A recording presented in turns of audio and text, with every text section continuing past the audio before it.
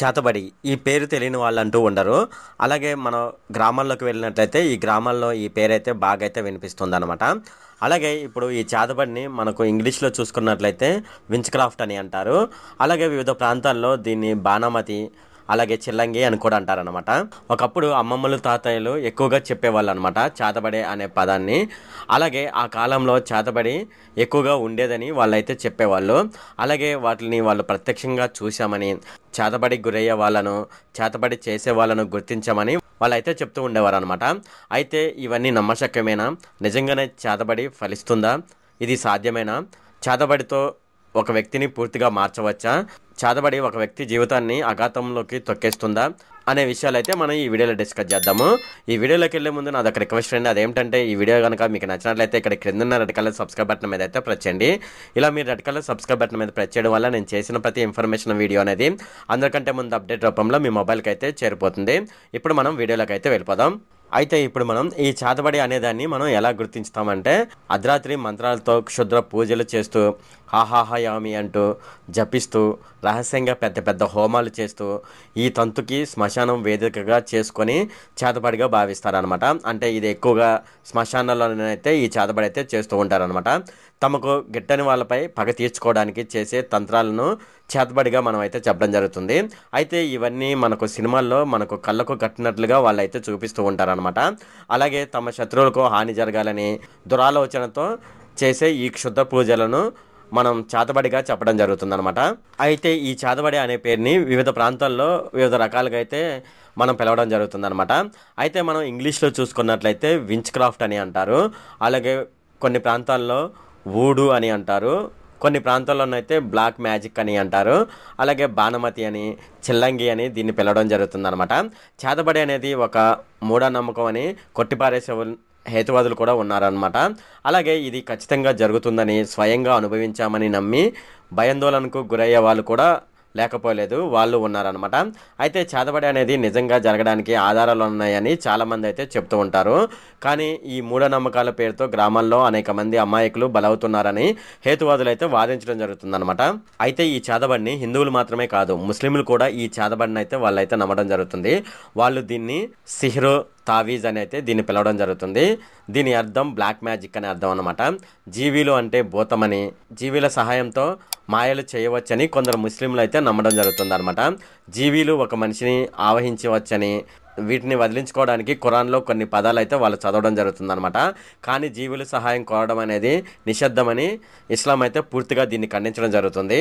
ఇప్పటికీ కొన్ని మారుమూల ప్రాంతాల్లో ఈ చేతబడి అనేది జరుగుతుందని ప్రజలైతే బలంగా నమ్మడం జరుగుతుంది.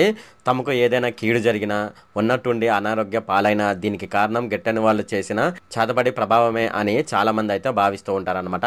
అయితే మనం ఎవరి మీదైనా సరే చేతబడి చేయాలంటే వాళ్ళ వెంట్రుకలు కానీ, లేదైనా బట్టలు కానీ, లేదా వాళ్ళకి సంబంధించిన ఏదైనా వస్తువులు కానీ తీసుకొని వాటి సహాయంతో చేతబడి అయితే చేయడం జరుగుతుంది. అలాగే ఇప్పటికీ కూడా చాలామంది ఈ చేతబడిని నమ్ముతూ ఉంటారు. అంతేకాకుండా ఎవరైనా చేతబడి చేస్తున్నట్లు అనుమానం వచ్చిందనుకోండి, వాళ్ళను చితకబాదడం, రాళ్లతో కొట్టడం, చెట్టుకి కట్టేసి చిత్రహింసలు పెట్టడం వంటివి పల్లెటూళ్ళను అయితే ఎప్పటికీ చేస్తున్నారు. ఈ చేతబడి శాస్త్రం అనేది ప్రస్తుత కాలంలో చాలా వరకు అయితే అంతరించిపోయింది. ఇది వాస్తవానికి మంచి విషయం కాదనమాట. ఎందుకంటే చేతబడి శాస్త్రాన్ని మంచి ఉద్దేశం కోసం వాడుకోవచ్చు. చేతబడి అనేది మనిషి తన అంతరంగిక శక్తులను లేదంటే బాహ్య శక్తులను ఉపయోగించుకునే ఒక సాంకేతిక పరిజ్ఞానం అనమాట. కానీ దురదృష్టవశాత్తు చాలామంది మనుషులు దీన్ని దుర్వినియోగం అయితే చేస్తున్నారు. మంచి పనుల కన్నా చెడ్డ పనులకే ఈ చేతబడిని అయితే ఎక్కువగా వాడుకోవడం జరుగుతుందన్నమాట. అయితే ఈ చేతబడికి సంబంధించి కొన్ని ముఖ్యమైన విషయాలు మనం ఇప్పుడు చూద్దాము. చేతబడి అనేది ఓ మంత్ర విద్య అని, శత్రువులపై దీన్ని ప్రయోగించడానికి పూర్వం దీన్ని ఉపయోగించేవారని పలు గ్రంథాల్లోనైతే ఇది రాయడం జరిగింది. కొన్ని ప్రాంతాల్లో ఎవరైనా అంతుచిక్కని అనారోగ్యంతో బాధపడినట్లయితే దానికి కారణం చేతబడి అని చాలామంది అయితే నమ్ముతారు. అలాగే దానికోసం వాళ్ళు మంత్రగాళ్ళను సంప్రదించడం జరుగుతుంది. అయితే చేతబడిలో భాగంగా ఓ మనిషి బొమ్మనైతే వాళ్ళు తయారు చేసి దానిని మంత్రించిన సూదులతోనైతే గుచ్చడం జరుగుతుంది అనమాట. ఇలా చేయడం ద్వారా అదే బాధ ఎవరైతే మనపై చేతబడి చేశారో వాళ్లకు కలుగుతుందని మంత్రగాళ్ళు అయితే నమ్మడం జరుగుతుంది. అయితే ఈ చేతబడి విధానంపై సద్గురు జగ్గి వాసుదేవన్ లాంటి వాళ్ళు అయితే మాట్లాడడం జరిగిందనమాట. అయితే ఆయన ఈ చేతబడి గురించి ఏమని చెప్పాడు అనేది ఇప్పుడు మనం చూద్దాం. అసలు అన్నిటికన్నా హీనమైన చేతబడి జనాల మనసులో జరిగేదే అని ఆయన చెప్పడం జరిగింది. దాంతో పోలిస్తే ఎదుటి వాళ్ళు చేతబడి ద్వారా మనకు చేయగలిగింది చాలా తక్కువ అని ఆయన చెప్పడం జరిగిందనమాట. మన మనసే భయం, ఆందోళన అనే చేతబడికి నిలయంగా మారిపోయిందని, ఎదుటి వాళ్ళు దాన్ని కొద్దిగా రగిలించిన అది మనల్ని ధ్వంసం చేయగలుగుతుందని ఆయన భావన అనమాట. ఈ చేతబడికి సంబంధించి ప్రవీణ్ శర్మ అనే రచయిత ఒకటైతే రాయడం జరిగింది. అతను ఒక పుస్తకం అయితే రాశాడు. అదేమిటంటే మంత్రగత్తెల వేట అనే పుస్తకం ఆయన రాయడం జరిగింది అనమాట. ఈ పుస్తకంలో చేతబడి అనేది ఒక మూఢనమ్మకం అని, దాని పేరుతో కొన్ని గ్రామాల్లో పేద మహిళల పట్ల జరిగే దారుణాలు అన్నీ ఇన్ని కాదని ఆయన అయితే మంత్రగత్తెల వేట అనే పుస్తకంలోనైతే రాయడం జరిగిందనమాట. చేతబడి పేరుతో మంత్రగాళ్ళమని చెప్పుకునే కొందరు జనాలను మానసికంగా కృంగదీస్తున్నారని, వారిని భయభ్రాంతులకు గురి చేస్తున్నారని, ఉన్నది లేనట్లుగా లేనిది ఉన్నట్లుగా చెబుతారని పలువురు మానసిక వైద్యులైతే చెప్పడం జరిగింది. అలాగే చేతబడి లాంటి విషయాలపైన ప్రముఖ హేతువాది ఎన్నయ్య కూడా తన అభిప్రాయాలను ప్రముఖ గ్రంథాల్లోనైతే ఆయన అయితే చెప్పడం జరిగిందనమాట.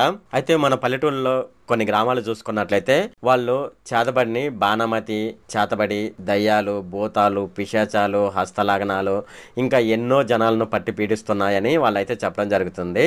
అలాగే వీటి ఆధారంగా ప్రజలను ఏడిపించే మంత్రగాళ్ళు, భూత వైద్యులు, గ్రామ వైద్యులు మనకు గ్రామాల్లోనే ఉన్నారు. అలాంటి వారికి విపరీతమైన గౌరవం ఇస్తూ వారంటే భయపడుతూ ఉండడంతో వారు ఇంకా తమ వ్యాపారాన్ని అయితే వృద్ధి చేసుకుంటూ ఉన్నారనమాట. ఉన్నట్టుండి ఇంట్లో బట్టల నుండి నిప్పు రావడం, ఆరు బయట ఆరవేసిన వస్త్రాల నుంచి నిప్పంటుకోవడం, ఇటువంటి ఘటనలు కథలుగా వాళ్ళైతే చెప్తూ ఉంటారు.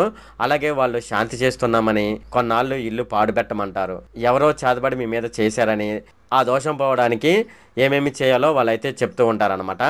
ఈ విధంగానైతే వాళ్ళైతే జనాలను మభ్యపెట్టి మోసం చేస్తూ ఉన్నారని చెప్పడం జరిగింది. అలాగే మంత్రగాళ్ళు, భూత వైద్యులు మనకు గ్రామాల్లోనే ఉంటారని మనం చెప్పుకున్నాము. అయితే వీళ్ళు రహస్యంగా చేసే పనులు ఏంటి, అసలు వీళ్ళ జనాల్ని ఎలా నమ్మిస్తారనేది చూద్దాము. మనం ఇంతకు ముందు చెప్పుకున్నాం కదా, ఆరు బయట వేసిన బట్టలకు నిప్పంటుకుంటుందని. సో అయితే ఇది ఎలా జరుగుతుంది అనేది ఇప్పుడు చూద్దాము. ఇంటి బయట బట్టలు ఆరేయండి అని వాళ్ళైతే చెప్పడం జరుగుతుంది. అలాగే పచ్చపాస్పరస్ 1 పాలు, కార్బన్ డైసల్ఫేట్ 6 పాలు కలపమని వాళ్ళైతే చెప్పడం జరుగుతుంది.